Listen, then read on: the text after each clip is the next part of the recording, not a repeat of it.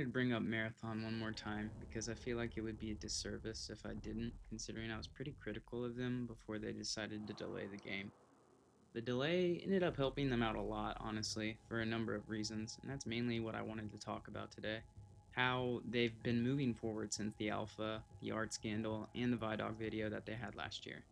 Not only have they fixed issues, pain points, or concerns I had, but they've also been showing more promotional material than ever, and going beyond what was initially expected for sure.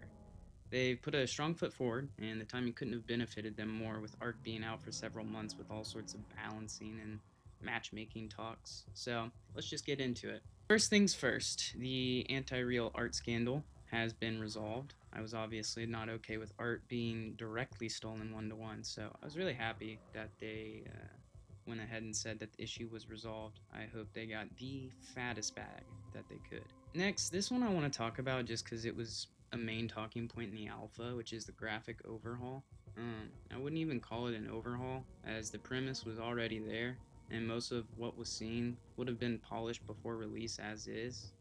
The extent of that, I don't know, but there's actually a really good video out right now by Rilo, and I'll leave a link in the comment section below in the descriptions as well for his video. Basically, kind of breaking down what's been going on the past several months since the alpha and how Bungie has basically improved everything and tried to clear up some of that negative talk that came from the alpha and the overall visuals from that. Of course, it was an alpha, but they've done a lot of work since then.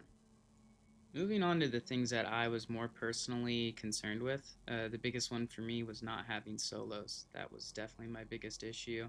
And since then, they have obviously confirmed that solos is in the game, but they've also given another option for solo people, which is the Rook Shell. And I'm really happy with these changes. Another big concern I had that I felt would heavily influence the game was proximity chat, and a lot of people felt this way.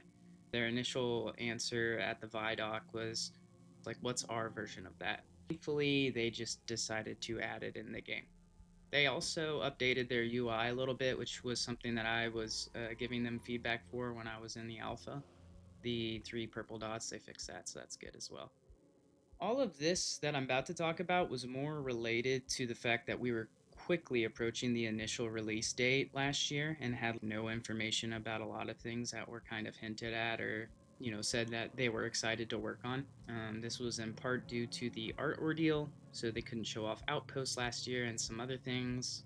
They didn't talk about comp either, which these two things were kind of my two other bigger concerns. But with the date being pushed to March, Bungie has been going crazy the past couple months with marketing. Specifically, this past month, it's been like every single day we've been getting some form of content, whether it's like a breakdown of shells and items, raw footage from like the most recent technical tests they've done, faction advertising, ARG stuff, promotional B-roll content, overseas content. They've done so much stuff. There was also the massive Burnt Peanut stream, which did exactly what it was supposed to do. Help guide people who were initially turned off to Marathon be more open minded about it, basically. And I think he did a really good job with that. They also tuned down Void a little bit with his camouflage, which was really nice. And then one thing I thought was really funny was in my last video, I was kind of critiquing the community for being so locked in on the body bag situation. I just thought at the time, like, is this something we really all need to be worrying about? But actually, Bungie not only like responded to them in kind, but also made a good mechanic in the game where you're bleeding out and you can see the trail of blood, and then the body still exists now with the body bag, which is something that people wanted. So I think it's cool that they spent the time to actually look into it and then make a better version of it, basically. I also had some concerns about the hero based, I guess you could kind of say more class based now, but even still, the abilities and balancing and things like that, how that would work also in tandem with build crafting, something that they kind of talked about a little bit, but they didn't really go fully in depth. And then obviously, like I've been saying, is a timing related thing. They just didn't show us enough stuff yet. But since then, obviously, they've had a lot of stuff come out specifically for build crafting, honestly. With ranked, I believe some of the stuff that was said was leaked, so I'm not 100% positive. I believe it basically implied that there were a minimum loadout requirement, which is something Dark and Darker did, which is the first extraction to have ranked. But I believe what was said is basically you'll have some keys that you bring in, and these keys determine how much loot you have to have in your inventory before you extract in order to level up. If you die, obviously you will not level up, you'll probably go down. If you extract but don't have enough loot to meet the requirement, you won't go down, you'll stay in place, and then if you make your amount, you obviously level up. All of that to say, basically, Bungie made a good call in delaying the game, and things are turning out in their favor actually, due to Arc Raiders' current status and Marathon directly advertising itself as an opposing option. One way they did this is they confirmed they will ban cheaters first time, unlike Arc Raiders, who previously put out a 3 strike you're out rule. Marathon has also confirmed no aggression based matchmaking, which is something that has considerably changed the architecture of Arc Raiders. Also, Marathon's advertising is far more harsh, dire, noting that death is the first step. They've also mentioned that they want narrative to be a big part of this game, and I think they've done a pretty good job of that now. Last year I didn't know as much. Now I literally played the first marathon because of some of this stuff. If you want to look up more lore videos, I highly suggest people like Jake the Alright, Mylan Games, Hidden Xperia, Ems, and I'm sure there's many more people. I have to give props to Bungie for bringing this back, and I want to apologize for some of the more harsh statements I had about the company itself. I mentioned that they were shells of themselves, and this is something that you'll hear about. This is just a complaint that a lot of people say nowadays with a lot of things, whether that's just an IP going stale just to get money out of it or what have you. People end up thinking, oh, yeah, because old people left and new people are there, it's no longer the same company.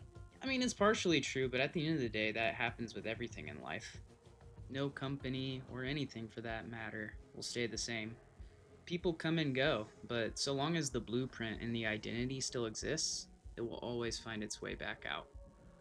And I think the devs that were actually working on the game, the ones that were truly passionate about it, I think they actually were happy that the game was delayed as well because they wanted that identity and passion to come out.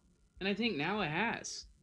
I think honestly, whenever they had that Vidoc and the art scandal and all of that, I was just kind of disappointed more so than I was like angry or anything else, just because I wanted to give Bungie another chance. Not like I swore them off forever or anything, it's just I played Destiny for so long, I just was kind of done with it. But this was a new opportunity. So watching them get basically months away from launch with nothing to show was what made me feel like this wasn't a Bungie worth game shipping at that point. It wasn't the great AAA polish and greatness that we've come to expect from this team. But now, I'm not even cautiously optimistic. I'm full on excited, and that's how it should be.